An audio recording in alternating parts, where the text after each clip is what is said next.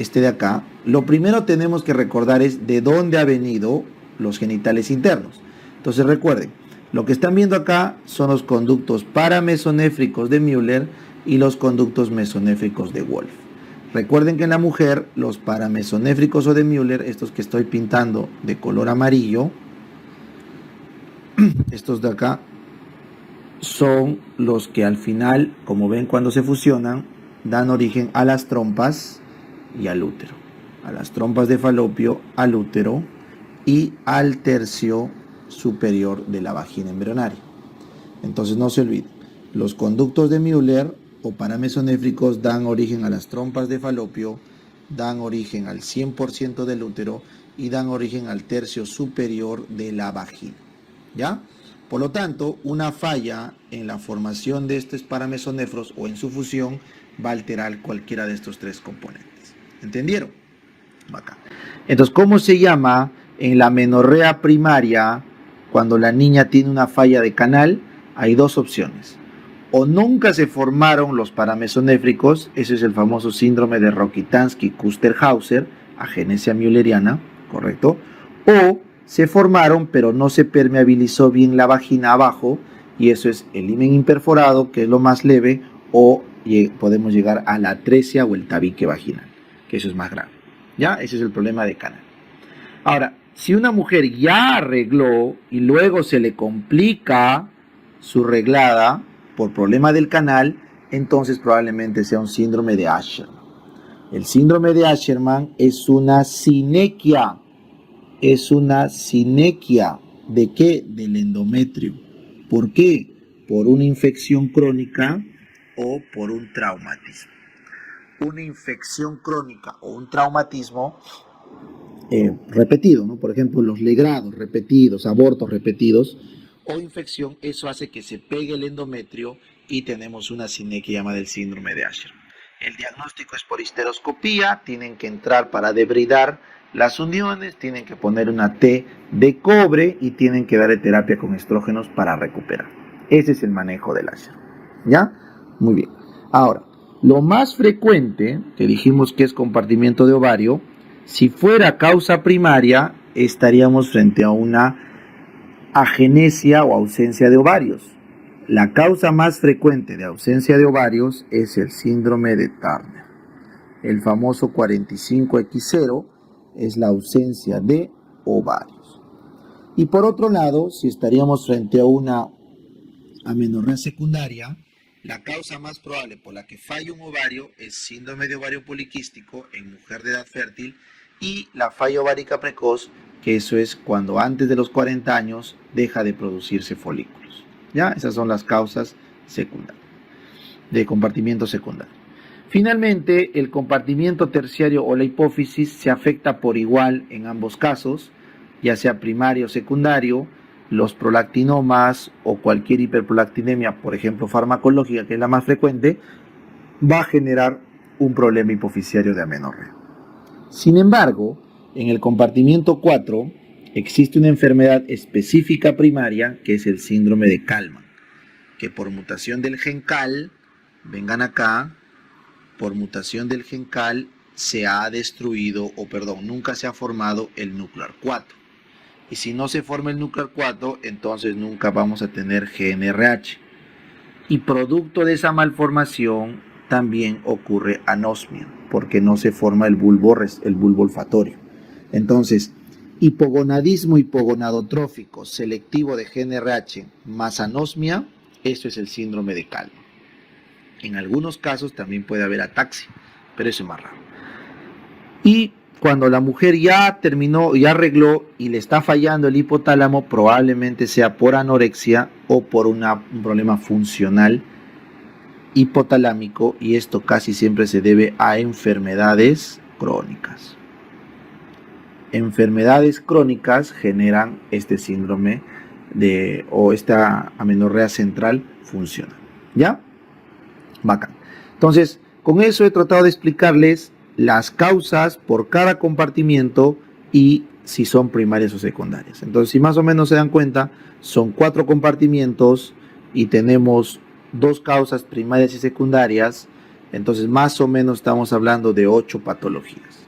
En verdad hay más, porque en algunos se repite por 2, entonces es un diferencial bastante abultado, ¿no? Estamos hablando casi una docena de enfermedades que diagnosticar. Entonces, ustedes, cada vez que tengan un diferencial tan complicado como este de acá, porque este es un diferencial súper complejo, entonces siempre deben armar sus algoritmos. Entonces acá les he traído los algoritmos modificados, ¿no? Para poder aprenderlo bien, de las amenorreas primarias y las amenorreas secundarias. ¿Ya? Entonces lo primero que tú tienes que preguntarte ¿es una amenorrea primaria, profe? Sí, porque nunca arregló. ¿Es una amenorrea secundaria? Sí, porque arregló una vez y dejó de arreglar. Ya está, tu primera pregunta está hecha. Ahora, la siguiente pregunta que tienes que hacerte ¿es una amenorrea primaria con caracteres o sin caracteres sexuales secundarios? Porque según la historia clínica y el examen físico, tú vas a ver, si es que es una niña sin caracteres sexuales secundarios, o sea, no tiene botón mamario, vellos, nada, entonces, ¿en qué momento hacías el diagnóstico? A los 13 años, correcto. A los 13 años se hace el diagnóstico en ausencia de caracteres sexuales secundarios. Y como tienes miedo de que no se produzcan hormonas y la chiquita se quede con talla baja, tienes que apurar el diagnóstico. Entonces, ¿qué hacemos? Dosamos la FSH. Dosamos la FSH. Si la FSH es menor a 2, correcto, eso es un problema central. Hipotálamo o hipófisis. Y ya sabes que el hipotálamo o hipófisis está acá, en estas causas. En cambio, si la FSH está más de 40 o está normal, eso quiere decir que está aumentada, eso quiere decir que el problema es del ovario. ¿Por qué, profe? Porque si la FSH está bien, no es la culpa central, es del ovario. Correcto. Entonces, si estamos en un problema de ovario, ustedes ya saben que acá están las causas. En este caso primaria sería un Turner, habría que hacerle un cariotipo, o si es que no es Turner, es una disgenesia gonadal pura. Entonces ya el problema ahí es ovario. ¿Cuáles son las causas de ovario? Turner o disgenesia gonadal pura. En el caso de los problemas hipofisieros hipotalámicos, acá quiero que recuerden que la causa más frecuente en pediatría es el retardo constitucional del crecimiento y desarrollo.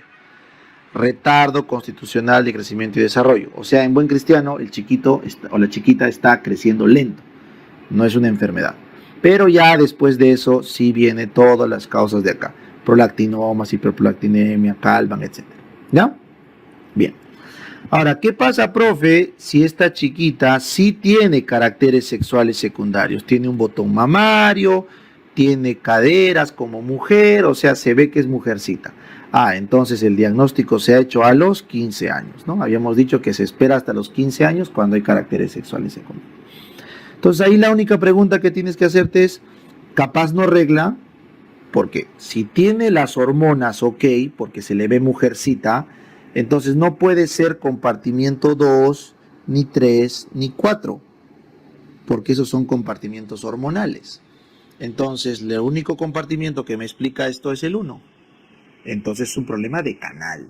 Pues hagámosle una ecografía transvaginal.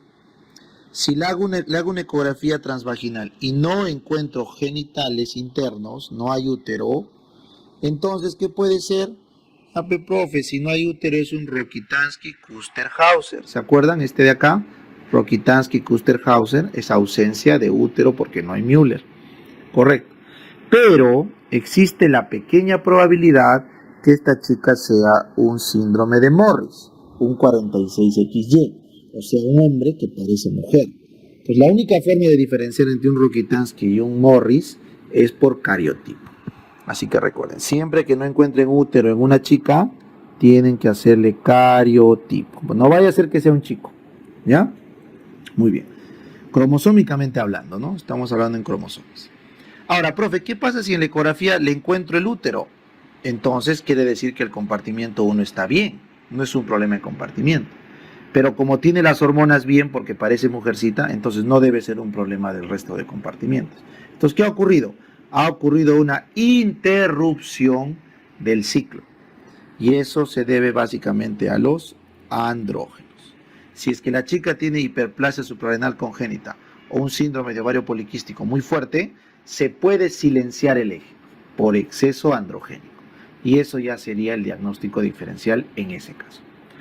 ¿Entendieron? Listo, profe. Entonces, amenorreas primarias, check, check. Ahora pasemos a las amenorreas secundarias. Entonces, para amenorrea secundaria, recuerden, pregunta de examen. La causa número 1 de amenorrea secundaria siempre es el embarazo. Por eso siempre hay que hacer un beta HCG para descartar embarazo. Siempre. Esa es una pregunta repetida. Si es que no es un tema de embarazo, la siguiente causa es hiperprolactinemia. Cualquier causa de hiperprolactinemia, siendo la más frecuente la farmacológica, por bloqueante de los receptores dopaminérgicos. ¿Ya? La siguiente causa es un problema tiroideo. Un problema tiroideo. Básicamente, una paciente con hipotiroidismo, por eso hay que dosar TSH. ¿Ya? Entonces, estos tres son las causas más frecuentes de amenorrea secundaria. Por eso, en un algoritmo de amenorrea secundaria, se dosa beta-HCG en sangre, prolactina en sangre y si hay sospecha clínica, TSH en sangre. Esa es la primera batería que se hace. Si todo esto sale negativo, la beta-HCG negativo, la prolactina negativo, tiroides, entonces recién nos vamos a la siguiente causa frecuente, que es el SOP. El síndrome de ovario poliquístico viene a ser la causa más frecuente de amenorrea secundaria después del embarazo. Esta es la causa más frecuente patológica, porque el embarazo no es patológico. Entonces, esta causa del SOP sí se tiene que diagnosticar, como ya les dije, con los criterios de Rotterdam, o se puede hacer un test de supresión de medroxiprogesterona o el famoso test de Gamble. Entonces, la supresión de medroxiprogesterona consiste en dar suplementos de progesterona a partir de la mitad del ciclo y luego retirarlos en el día 5 o en el día 7 y ver que la paciente sangra. Si la paciente sangra tras esta supresión, eso quiere decir que estamos frente a una anovulación y puede ser por SOP. Si esto también le sale negativo, el test de supresión de progesterona, entonces ya han descartado todas las causas frecuentes de amenorrea secundaria. Entonces lo único que les queda es ir al diagnóstico etiológico por compartimiento. O sea, tienen que evaluar compartimiento 1, compartimiento 2 y compartimiento 3 y 4. ¿Está claro? Entonces, ¿cómo evalúo compartimiento 2? Como ves la figura, dándole anticonceptivos orales combinados por un ciclo de 28 días. Si la paciente con este ciclo de hormonas no regla, entonces es un problema del compartimiento 1, porque le estoy dando hormonas y no regla. ¿Ya?